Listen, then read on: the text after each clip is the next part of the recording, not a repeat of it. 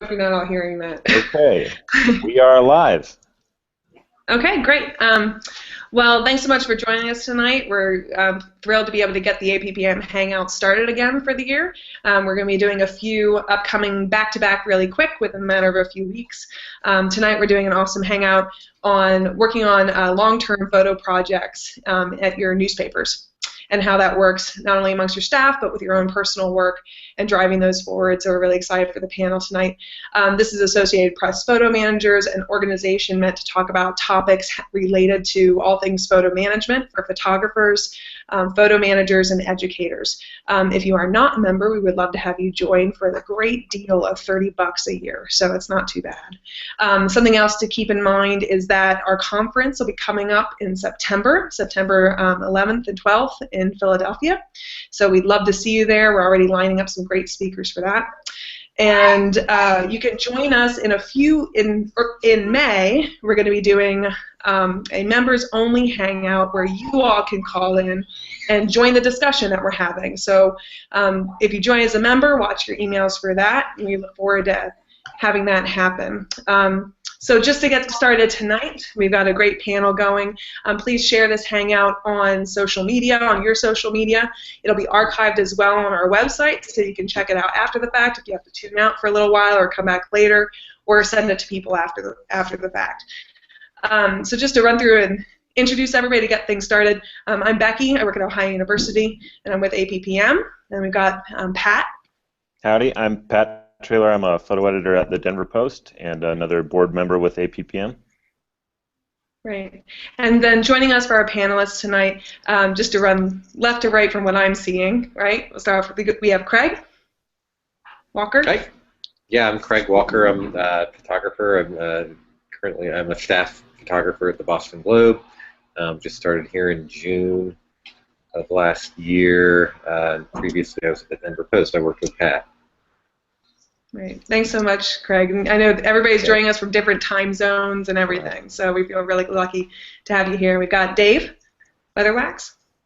Yeah, I'm Dave Weatherwax. I'm the visuals editor at the Herald in Jasper, Indiana. I've been here about 6 years now.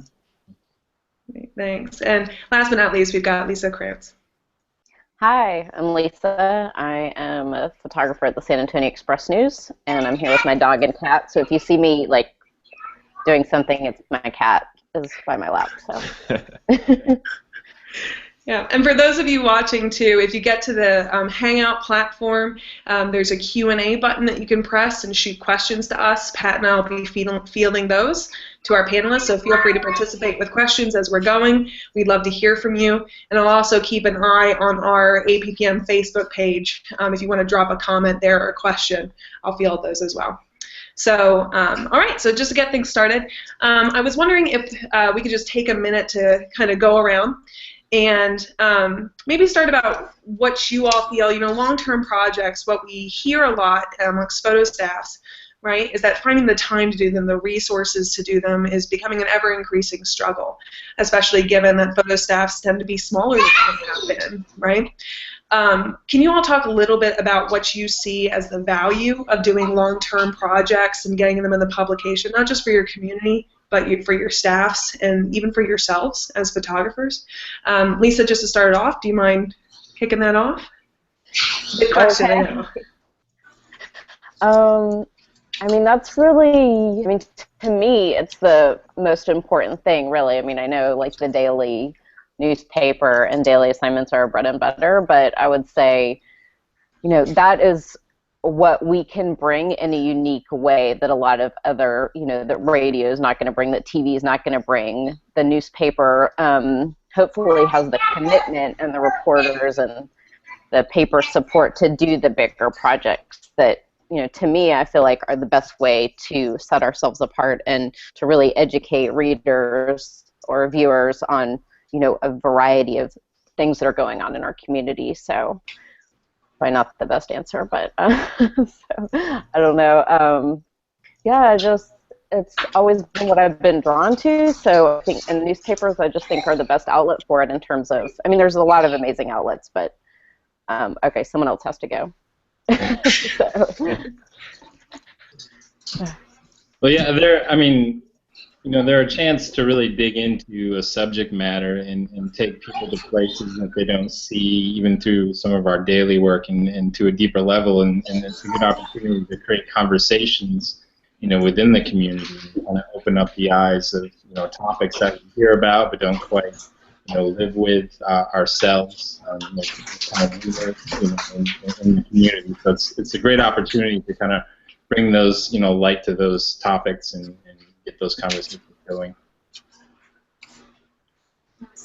Great. I agree. I agree with everybody. You know, I think that you know, when you're talking about social issues that are important to our society or our community, you know, being able to find like that one person or that family or that group that can really tell that story, you know, and being able to tell that story visually by spending time with these people, you know, it just does it better than anything else. Like, you know, just by letting the story visually unfold in front of your readers is probably the best way to tell a story, in my opinion. And it seems like you guys are saying the same thing.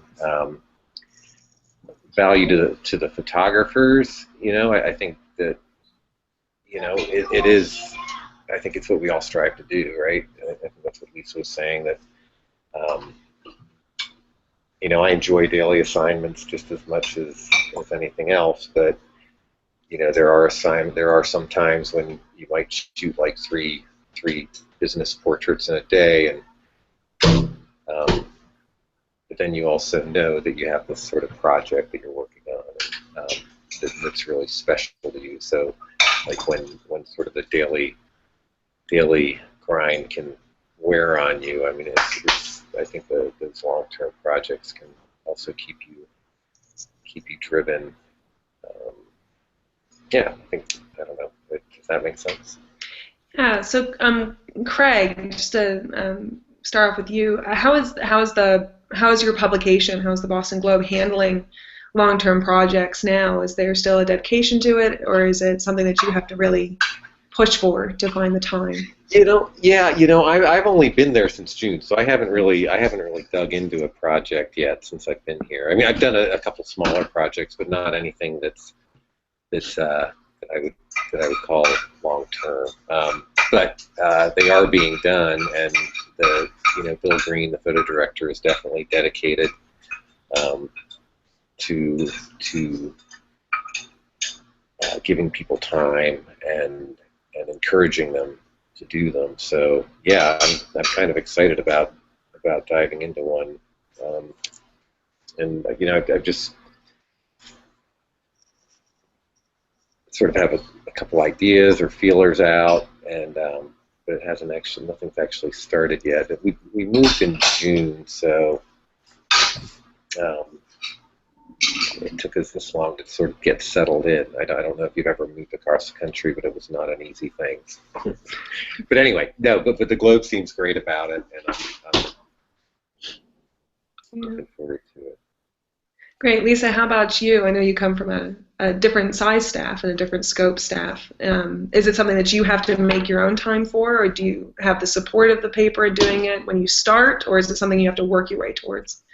I have complete support here, I have to say. My director of photography, Luis Rios, is amazing, and his love is also as in-depth as a project can be, and he never...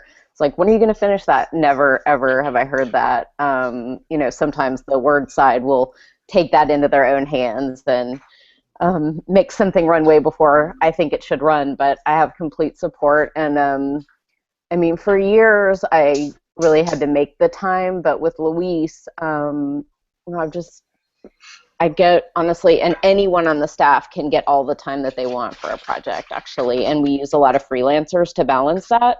So I know that we do have a unique situation. I actually have a unique situation because I am not on the daily schedule anymore, which I know that makes me like probably the most spoiled photographer in the country right now. But But that said, I'm working on multiple projects and probably busier than I've ever been in my life. So, but yeah, I get complete support. And the executive editor is very supportive of projects, the managing editor. So that's just, and actually someone talked to me recently, like, you shouldn't use the word project anymore. And I think they wanted me to use the word story. So, you know, whatever the semantics may or may not be for what you want. But yeah, that's a big deal at my paper and on my photo staff. So, and so that boils down to the support of my director of photography, who's just incredibly supportive, and that's what he wants us to be doing. So is that a dynamic that the staff has kind of worked to create and the directors worked to create, or is that always kind of bred into the publication? It was kind of always, since I've been there 12 years, and it always has been there. We've had 4 directors of photography pretty much during that time, I think. Luis has been there the longest for me. I think he's been there about a little over 5 years, I think. So, but the paper, I mean, that's what drew me to the paper, actually, was how much their belief in projects. So it has kind of always been in the makeup of this paper since I've been here. It's great to hear. Yeah, and Luis just took that to a whole nother level because that's like his passion. So that's what he like wants us to be working on. Sure. When I can imagine that having the opportunity to be pulled out of like the daily schedule to work on your projects is something that you earn over time as well, right? Yeah, I think so. And yeah, sure. I mean, but our newest photographer, Carolyn Van Houten, who is absolutely wonderful and, you know, has certainly, you know, earned her way up into, you know, having several job offers and you know, obviously doing very well. She's working on projects a lot of the time too, because, you know, he knows that that's what she loves. He knows that's what like she's best at, and he's going to put her in the position to do the best work that she can do. So to me, a lot of the success of a long-term project is the editors behind it. I mean, I'm sure, like, you know, Dave works with his staff and has worked with people, and Craig, I'm sure, you know, the editors that you've worked with, I would think probably have a big part in what you're able to do with it too. Yeah, Dave, and I know, Dave, that you're coming from a totally different size staff with a different publication that's had a long history of weekly features, right? Can you talk a little bit about how, you know, how that culture has been and how you're finding the balance with it's you, a photographer, or 2 photographers and an intern, right? Pretty tiny. Yeah. Right now we have, you know, I kind of am mainly a photo editor, but I kind of wear many hats. A little bit of shooting and working on some stories, but not a whole lot right now. But yes, then we have 2 staff photographers and an intern every 6 months, and we all share the load of the daily grind, and then also working on several stories at a time. Our Saturday feature is our weekly word and picture story, and it's been, I think we're in like the 38th year, something like that, since John Rumbach started this thing, and so we're all contributing to that, and we publish pretty much 50 a year. So that itself is kind of a grind, and not all these stories are real long-form stories. Some are shorter than others. You know, I would say each photographer in a year probably produces 3 or 4 that are kind of more in the long form, and then the rest are kind of more quick hits, we call them, where they're just a couple visits, sometimes just 1 visit even. But it's multiple picture stories and a word story of varying length. So how have you all found the balance for that as you're churning out these feature projects? I mean, even 3 or 4 a year is still pretty substantial for a staff plugging out the daily work too. How have you found that balance in terms of managing it, like photographers who need time to work on things and getting like the daily sports during heavy sports season and things like that done as well? Well, I encourage our photographers to communicate to me as often as possible when they need to work on something, and it's vital for them to be present with a story. And in order to know that, you really have to be with your subject and know what's going on and know what's important to the story. Just hanging out for 5-6 hours a day with the subject isn't really going to cut it nowadays. you have to have a purpose. You have to know what it is you're trying to document that's going to add to the story and advance the story. So we have a lot of conversations about that.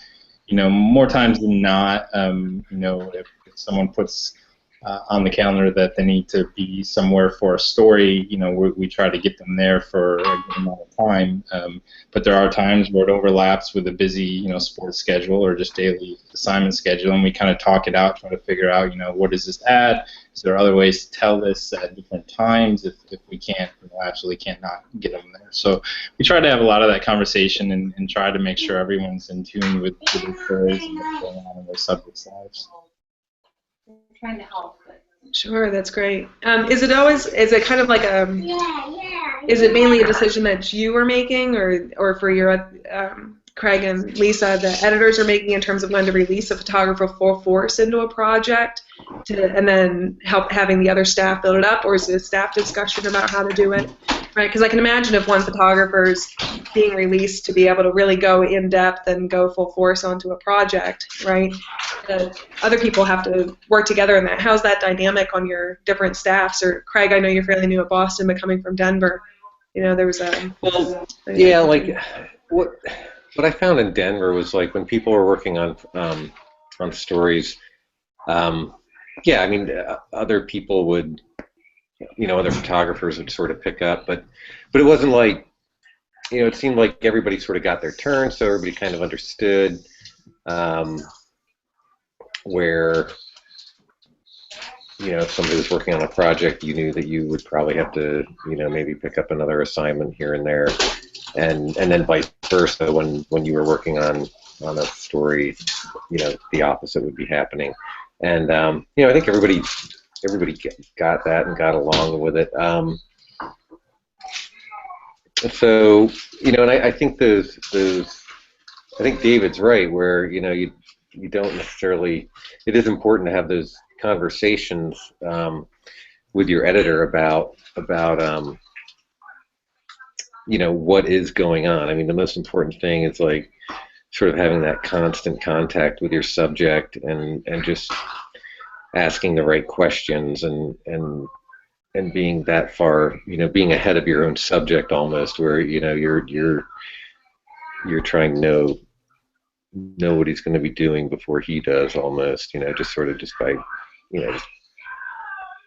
just calling a lot, and the dream subject that actually calls you, it doesn't, when you find that subject that that actually really, really gets it, and they call you when something's going on. It's just such a pleasure. But yeah, I mean, those, and then working with the editor on deciding, if they can spare you for a day or a half a day or whatever it is, to let you go and do it. And I've been really fortunate in getting the time that I've needed. With stories, so it's greatly appreciated. A good editor, and the way Dave's talking, having somebody, and the way that Lisa's talking about your boss is, having those people that are there to support you and push you, and it's priceless. Yeah, what kind of going off that, what kind of support outside of time? What kind of support do you all look for from your editors, or Dave? Do you give to your photographers, or look for yours yourself from your editors when you're shooting? What kind of support do you look for when you're working on these long-term projects? I know some of you have worked on projects that have gone on for years, which is quite a dedicated task, right? Are there things that your editor does, or that you do as an editor to help your photographers produce the best work? Or the photographers produce the best work possible? Lisa, I know that you've worked on a project that's, had quite an extensive time period. Yeah, I mean, for me, I'm kind of bad about putting edits together and getting Louise to look at it, and that's really, I think, the best way to do things, is to have them repeatedly give you feedback, and I do try to do that to some degree. But I would say, what helps me the most is just to feel supported and believed in. I see a lot of reporters leave the paper and they're like, I don't know how you do it, like how you stay so dedicated. And I'm like, you know, I feel like a lot of that is like my own obsession, but also because I have an editor that believes in me and supports me, and you know, your family, my husband believes and supports in me. Like those kind of things to me are like kind of what keep me going. That probably doesn't really answer your question, but you know, I feel like that it's the support and belief that just knowing that's behind me somehow helps in the process. But I would say kind of the best way to do it is talking, you know, and I call Luis all the time about stories and, you know, ask him to help me make decisions. I'm not very decisive and like, should I cover this? What do you think's more important? You know, I can only be in this one place. Do I go here? Do I go there? And so I have those conversations with Luis all the time too. So even if he's not editing me necessarily, I'm constantly talking to him about the status of a story and like what's happening with it, what I've been photographing, and that's kind of more the discussion we have rather than looking at individual pictures and doing edits. But that would help if we did, so. Great. Sorry, go ahead. No, is that kind of what you were looking for? Yeah, I mean, can you fill us in a little bit about, I mean, I know hopefully we've all seen one of your recent projects, right? Can you fill us in a little about like pick one project and fill us a little bit on the evolution of, you know, knowing that you were really onto something that you wanted to spend time with and how you pushed through that long-term project for yourself, but also, you know, with your editor and your paper, right? Because I know many people struggle with stories being run before we're totally ready, and how do we explain that, and also, you know, keeping with a story over the long term can always be a struggle, right? Because other stories are still coming up too, right? So right. Yeah, I mean, I think the ones that probably, you know, everyone that's talking tonight is probably the most successful are like the ones that we truly believe in, and whatever connects us with the person that we're photographing, we're like, we have to tell their story, like their voice has to be heard somehow. And I think like it's that connection, and also having like the collaboration with the person you're photographing or the family you're photographing or the neighborhood, like having it more of a partnership. And it's the same, I guess, with the paper too. I mean, I would say with Hector's story, the man with obesity, A Life Apart, that I have to say, and they know how I feel about it, but I had to fight for that story for a long time. I was like pushing it for really years, and since it didn't have a really definitive ending for a while, and granted, I should say that, like when I say that, it's not, his death was not the actual ending that we intended. We had already selected the publication date of December 28th, I believe, and I was like completely working on that for like the few weeks before, maybe probably even like 6 weeks before that, because I had to do the multimedia, I had to do the editing, I co-wrote it. So, but I was like pushing that story really for years, and we kept saying, okay, well, should we run it before the surgery? Before his knee surgery? No, we should wait, and like hopefully he'll have the knee surgery and, you know, do great. And, you know, I'm like always envisioning this happy ending of like, okay, so his knee surgery was great, he loses more weight, he gets a house, he, you know, like moves out of his parents' house, he goes on dates, he gets a job. So I kept like kind of waiting for that, but also but then so okay, after the surgery he gains the weight back, and so then what do you do? So do you run it then? And I was kind of still holding on to this hope that he was going to lose the weight again, and then he didn't. And then when he got really bad, you know, that last summer, I started really pushing very hard for it, and it was like constant. I'm like, can we just have a meeting? And I just pushed and finally got it in the paper. But I will say it was me pushing on that one. I mean, I always had support to work on it, but there just wasn't, you know, there's always like that, like this is the story on everyone's radar, you know, like fracking or, you know, East Side violence, or, you know, there's always like the story that is like kind of more in the news in our community. So when you have a big feature story like that, it's kind of like that's the story that can easily kind of get pushed to the side. Does that make sense? Yeah.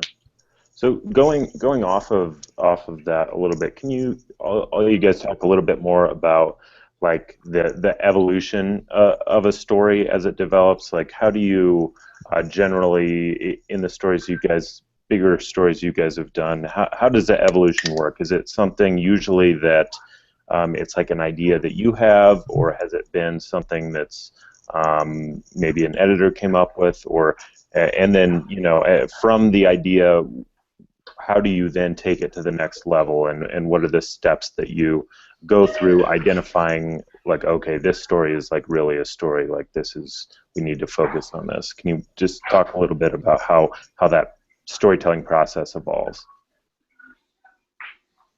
Whoever wants to start. Do you want me to? Yeah. Go for it, Craig. Okay. Well, when I was working with Tim Rasmussen at the Post, I was sort of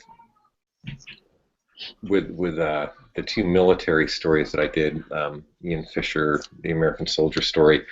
That wasn't my idea. That was it came from a meeting of our editors, and the idea was presented to me of following the soldier from basically from high school to a war zone, and but then from there it was like, here's an idea, and now go.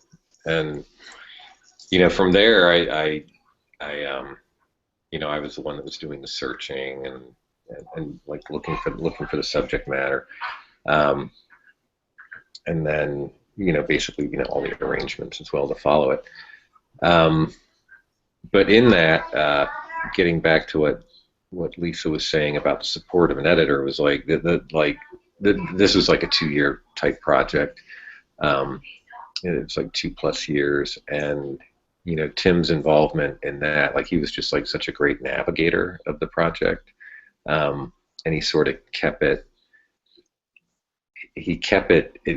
going, like, over a 2-year period. A lot of things can happen. It was like the Rocky Mountain News closed, the newspaper industry took a nosedive, and at times, like, the last thing people were really interested was this like long-term project on this kid that joined the Army, but Tim managed to keep it alive, and just sort of let me, when there was a lull in it, he just sort of let me keep working on it quietly, and when it picked back up and he was getting ready to deploy, got more interest back from the rest of the paper. But and again, with the story that I did with Scott Ostrom on PTSD, that was a situation where Tim and I were talking about, like, what's the most important thing going on, for in our society today. What are they? And PTSD was like right at the top of it. And then again, it was a situation where it's like, okay, there's your idea.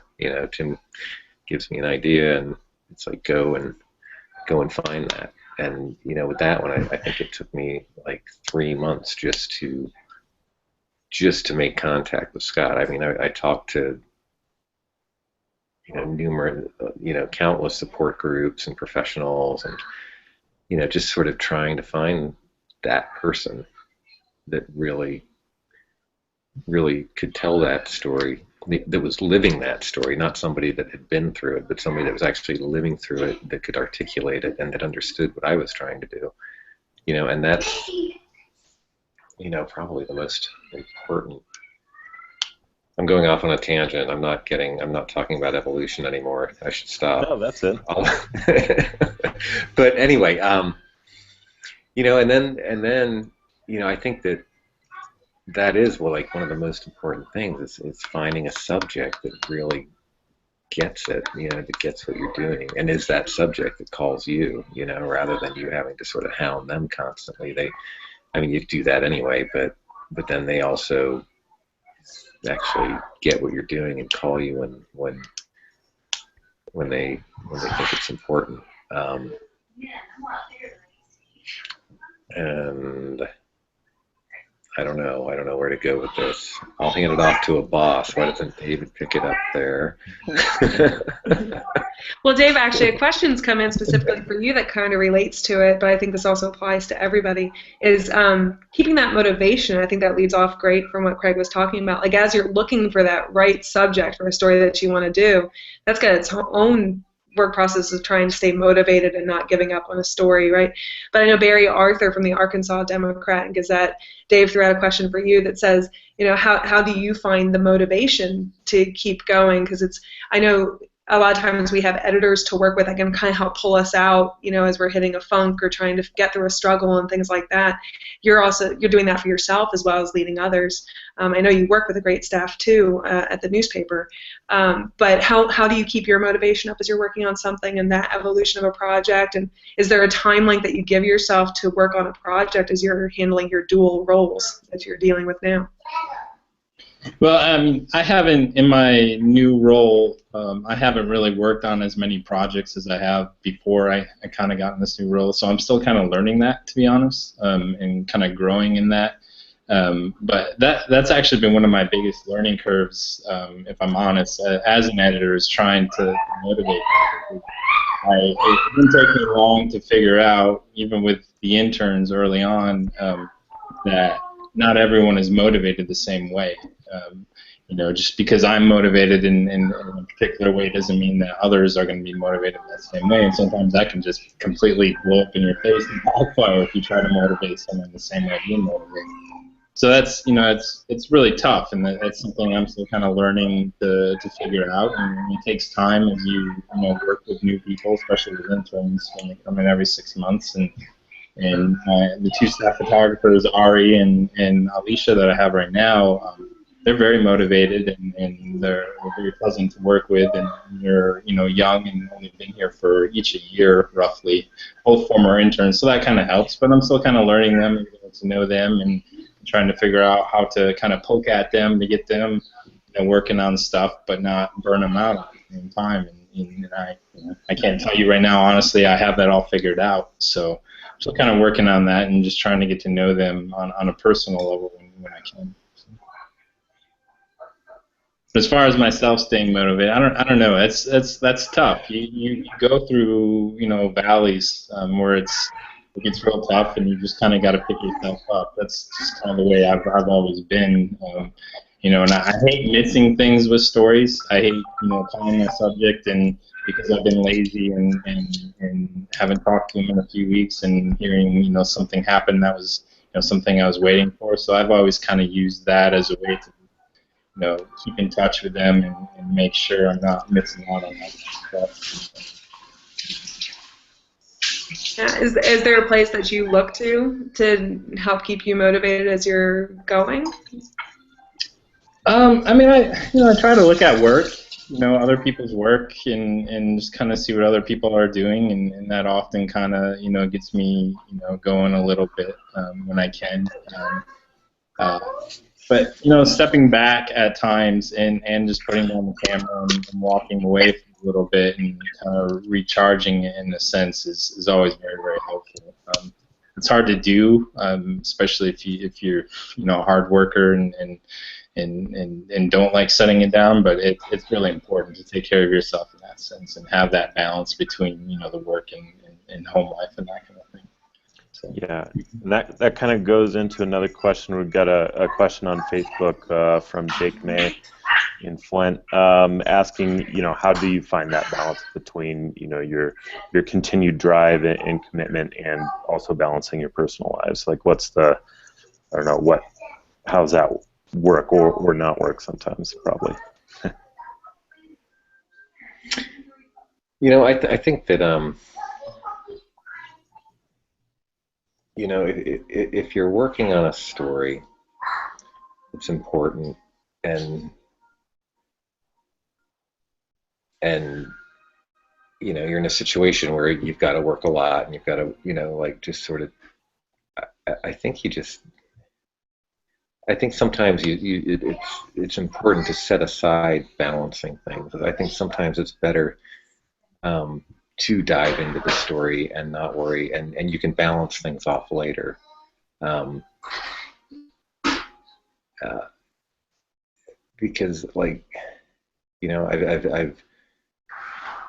I've seen and experienced like missing things because of trying to balance, you know, and I think that, you know, ultimately you can balance it out, but I would hate to see somebody miss something important because they're trying to balance things. I just think that if it's an important story and it's going on and it's unfolding, you know, you do it, and then in the long run, you know, you take the time to, you know, sort of take a breath, and you sit back and, you know, shoot dailies for you know, a time period, whether it's a month or 2 months, before you dive into something else. You know, you just sort of take the luxury of being able to leave things at work. Like the one thing about projects is, like, you know, it's not like accounting where, you know, you leave work and 2 + 2 = 4, and when you come back to work, 2 + 2 is still going to equal 4.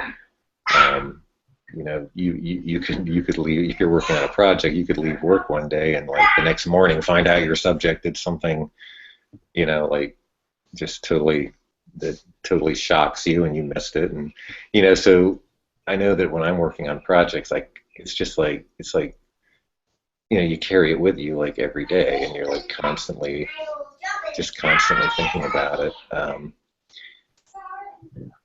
And so when there's that break, when the story is published and you sort of take a break from it, you know, I think you really need to appreciate that time that you have where, you know, you shoot dailies, and, you know, you shoot a daily, you put the assignment in at the end of the day, and you go home and you spend you know, you're with your family, or you do, like, smaller, you know, Sunday stories, you know, like multi-day stories, like not big projects, but, you know, so I think that's one way that I try and balance it, is, like, you know, work hard on something for however long it takes, and then, like, take a break, take a huge breath before starting another one. I don't know. I think really shooting with purpose is, and knowing what that purpose is really helped me find that balance. And you know, whenever I start a story, I always start it out, you know, with an interview with the reporter, with the subject, and really get a sense of what their story is. And you know, through that interview, I figure out what are the photographs and moments that I want to go after that make the point of the story. So, you know, when I'm putting myself in these situations, I know what I'm going after, and when I have it, I'm good. You know, so at that point, I can, you know, call it good for the day and take a break and kind of breathe a little bit. And you're still, while you're working on stories are going to develop and grow and change, and you got to be, you know, paying attention to that, and that shot list has got to kind of change from there. But, you know, if you're not shooting with the purpose of knowing what you're going after, you're just going to be wasting a lot of time, unnecessary time at points. So if you can recognize that and step away when you know, things that are happening aren't, you know, advancing the story, then you're going to be able to balance your time a little bit better.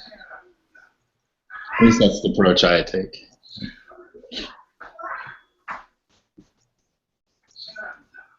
Lisa, how about you? Is there a way that you balance your personal life and your project? No, it's terrible. It's, you know, it comes and goes on how crazy that part is. This weird pop-up window just came up. You know, I've gotten better, but lately it's been worse. So I wish I had a good answer. I had a really rough night with balance last night, so like, it was really dumb. I was trying to go to a movie, a documentary, but it didn't work out very well. So I was really frustrated with my lack of balance, but it actually wasn't my fault. But then I did leave the movie to go to a shooting later anyway for this violence story I'm working on, so that was my choice. So yeah,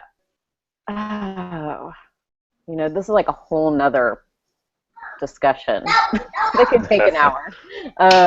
You know, I don't have kids. I mean, you know, Craig and Dave have, you know, different situation in that, but you know, I try just for my, if you're talking like mental balance, I run. That's a really big deal to me, and I really try to protect my running. Like I have a race that I'm trying to run this Saturday, and there's some stuff I want to shoot, and I'm like, okay, I can get back and shoot the thing at night, but I'm just trying to protect the day, and so that I just feel like I need to go run out in the woods for a few hours.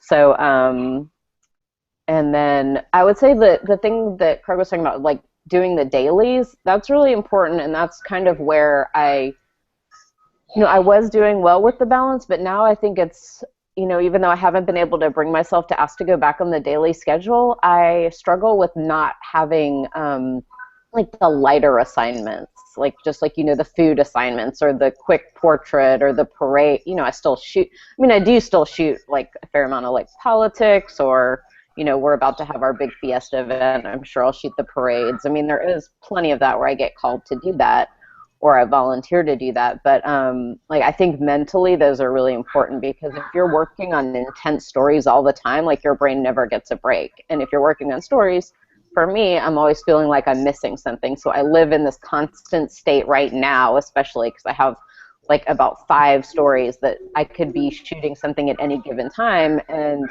so I feel this kind of like overwhelming sense of I'm missing something constantly.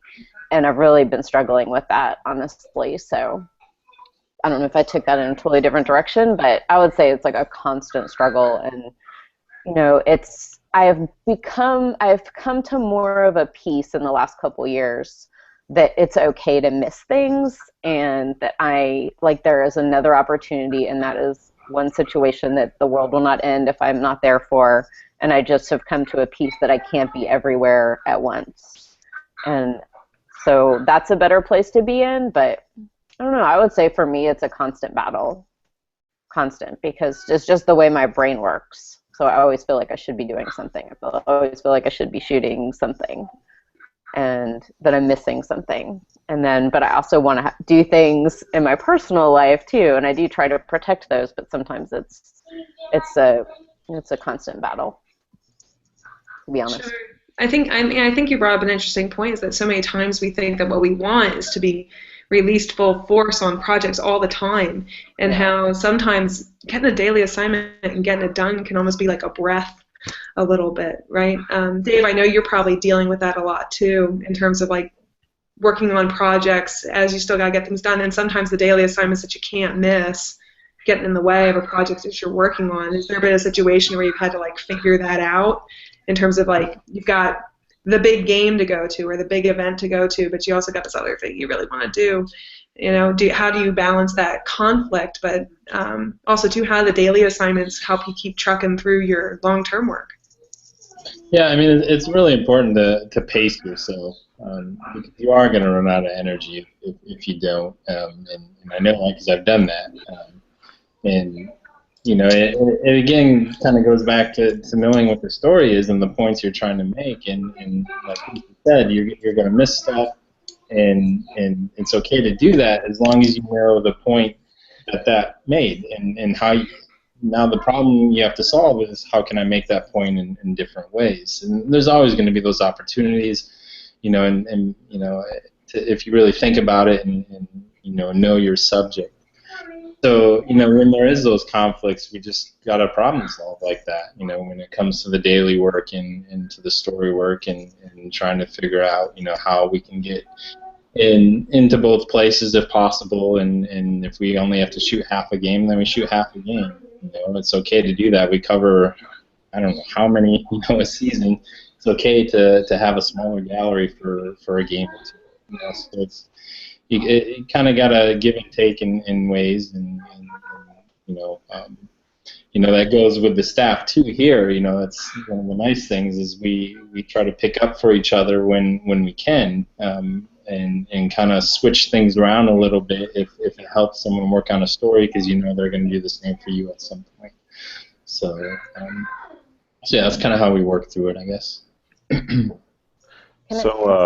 ahead. Can I say one more thing about balance? I would just say, like, I do better work when I'm balanced. Like, I did a high school story a few years ago where I had spent the school year at a high school, and I was all consumed. I hardly exercised. I didn't do really anything else. I wouldn't even leave town. And I would say, had I kept my kind of more normal schedule and kept, running every other day or something, I would have done better work. I ended a relationship during that story. I mean, I was like totally unbalanced. And I would say, I'm not saying I necessarily would have done better work, but I do notice like the more balanced my life is, when I am like working, I do a better job, if that makes any sense. I don't know if anyone else has had that experience, but yeah. So. Yeah, I'm fortunate that my wife is she's a freelance photographer and does journalism as well. So I'm like the great thing about that is like when I am involved in something, she sort of gets it and and actually we have a 4-year-old now, which is really changed everything. But so I'm learning a whole new balancing act. But fortunately, Jamie's like amazing in understanding that, and and then that gets back to like when I am working on something and involved in something, there is that, and it's okay. But then when it's done, then you need to dive back into your own life, if that makes sense. And the full wouldn't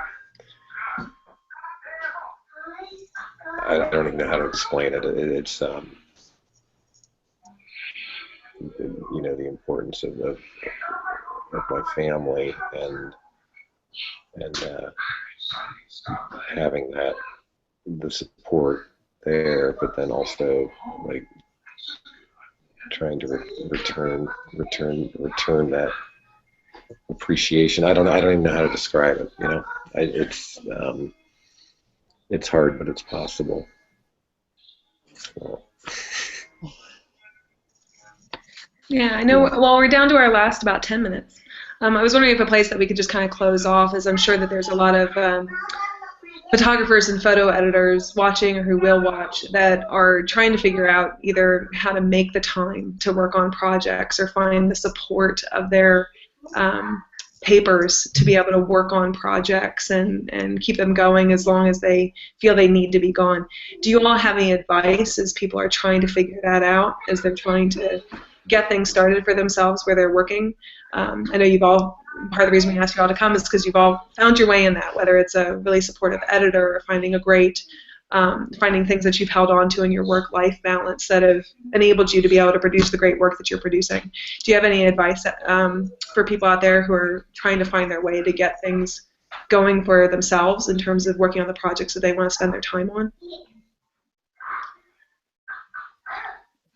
I'll call on somebody. If you've got something, if you've got a project that you think is important, for the photographer, my advice is to find a way to tell that story, and if it means like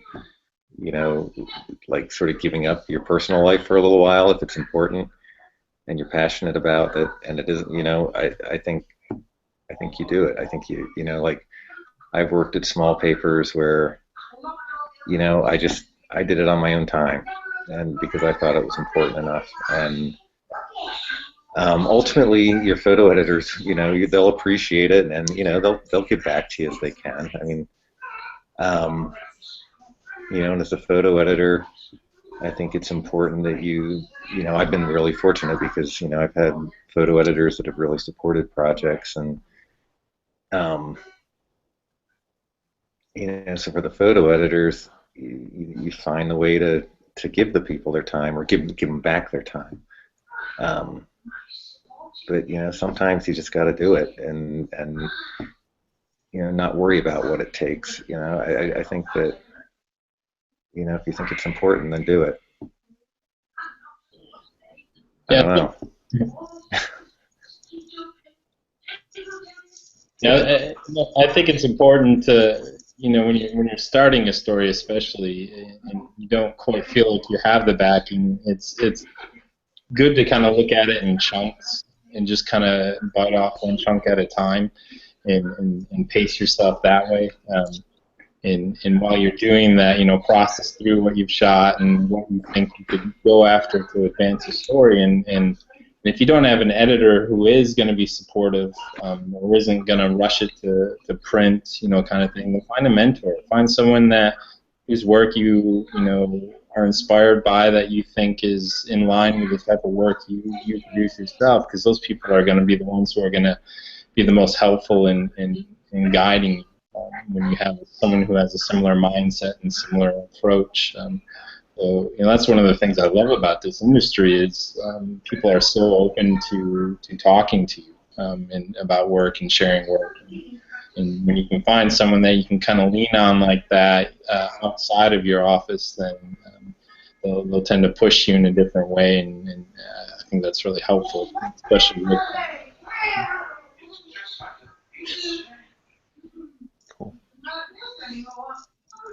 All right. There was, I don't know, I think we have a couple more minutes. There was one more question, kind of going off all that stuff, just more a question for the managers who might be listening. You know, with all these projects, how do we deal with you know, all the hours? Is there pressure to limit overtime, or, you know, how do you handle that as a manager, giving people back time and making schedules work, that kind of thing? Just real quick, and then we'll wrap up. Maybe Dave, if that's something you probably do. I mean, one of the things we do, because of the size of our staff, we all work a 45-hour work week. But that doesn't mean we're working 9 to 5 each day, Monday through Friday. We could be working 3 hours one day and 12 hours the next, just as long as it all adds up to 45. You know, so it goes back to what I said earlier, communicating to me when you need that extra time on certain days, so I can kind of look throughout the week to try to balance out your hours. You know, and then we need to. Normally, I try to keep our 2 staffers on a Monday through Friday kind of thing, and our intern is Tuesday through Sunday or Saturday. But if, you know, stuff happens with stories on Saturday and Sunday as well, so if a staffer needs to shoot something on a Saturday, like one of them did last week, you know, I gave her Friday off pretty much. I didn't give her any assignments that day and left it up to her to keep that day free so she could work on Saturday. You know, so it's you know, kind of throwing out the window that whole 9 to 5 kind of mentality, and working when you need to work instead of sitting in the office for 4 hours because there's no assignments. Great. Are any of your, Lisa or Craig, or your staffs handling it in similar ways or different ways than that, right? In terms of like, you got to keep your hours in check, you know, at 40 or 45, or is it, you know, is there a balance that they found on that?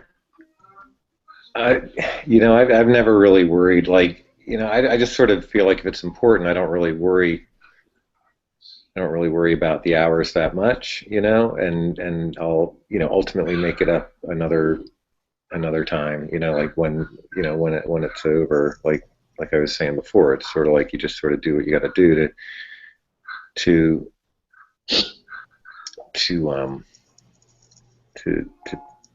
or I do. I need to sort of, you know, like I think like I tend to probably spend more time.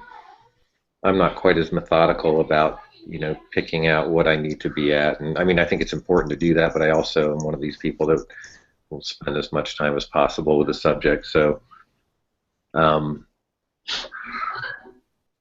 you know, I just sort of worry about it later down the road, and you know, if I can like get an extra, like, you know, like at the end of the project, maybe get a week off or something, or you know, but I've always had the luxury of, or not always, but like recently had the luxury with bosses that are more than willing to sort of work with that. You know, I'm not counting my hours when I'm working on a project, I guess, if that makes sense. It Yep. balances off one way or another. Lisa? Yeah. Yeah, I have no idea how much I work right now, honestly. I'm not keeping track.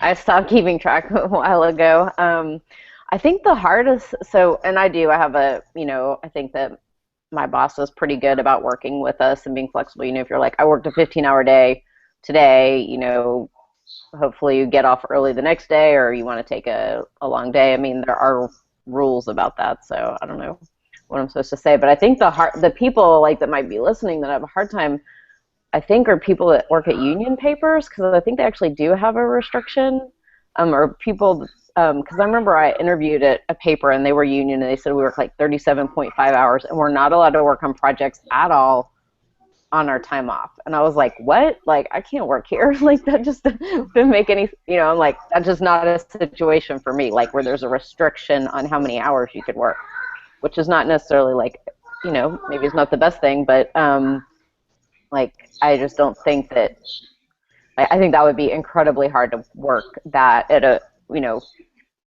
I think the way to work on long-term stories, you have to have freedom to be able to navigate your schedule, because the things we're photographing do not happen between 8 to 5 Monday through Friday. I mean, people's lives don't work that way, so you have to be very flexible, and my boss expects me to be very flexible, and I expect him to be flexible too when I need it, because he knows I'm only going to ask when I really need it. So. Cool.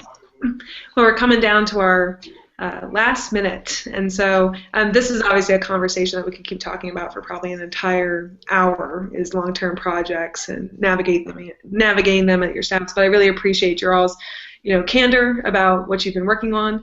I know it's been requested too over email if we would share a favorite story that you've done. So I'm gonna bug you later for a link to something that you would like people to click on and look at.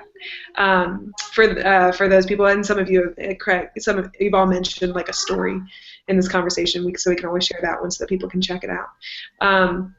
So is there any parting words that you want to say for people before we sign off? Or did you get it all in? Okay, we got it all in. So yeah, I could say one thing. I just want to say, you have to, I think a lot of times, if something to be really successful and is something that you really believe in, and you can't do, I said that earlier, but you can't do it for your editors, you can't do it because, well, you can, but in my opinion, the best way to do it is not do it for your editors, not do it for someone else's expectations. I feel like I do it for the people I'm photographing and for the people that are going to see and hopefully learn something from their story. So I think that that's the way that they work the best, and so that's what I recommend trying to do. Yeah, I wholeheartedly agree. I mean, your stories are about your subjects and trying to make your community aware of those stories. So, and if you're passionate about telling that story, I think you can find a way to do it and get it done and figure the rest out later. It's up to, I think it's up to the photographer. I mean, if it's a story you think is important, you'll figure out a way to tell it. And when your subjects recognize that you have that passion for their story and that they understand that you're telling their story, not your story, that makes things go a lot smoother too, in my experience. Awesome. Well, thank you guys so much. Yeah, and just a reminder to people watching, this will be archived. Please share away. Thank you so much to Craig, Dave, and Lisa for joining us tonight and sharing your experiences and how you all are working. We really appreciate it. These conversations really go a long way in terms of keeping people's motivation going, giving them ideas for how to do their own work and working on their staffs. And so we really appreciate you all taking an hour out of your busy days and your photo projects and your work-life balance to do this with us. We really appreciate it. So a reminder that to watch out for our next Hangouts coming up, and pretty soon we'll be doing a members-only discussion on the topic for you to check out as well. And keep in touch with us with APPM on Facebook. or our website. So again, thank you so much to you three. We really appreciate it. Awesome. That was great. It was great meeting Dave and Lisa. You guys are awesome. Yeah. I totally admire your work. Great to meet you. Good To to see all of you. you. Yep, good to see you too. All right. Thank you. We'll sign off, and we'll see Bye. you at the next Hangout. Okay, Do we bye. have to hang out, or can we like chat after the chat? Can we? We'll see. Tell Lisa I think she Bye. Oh, wait. I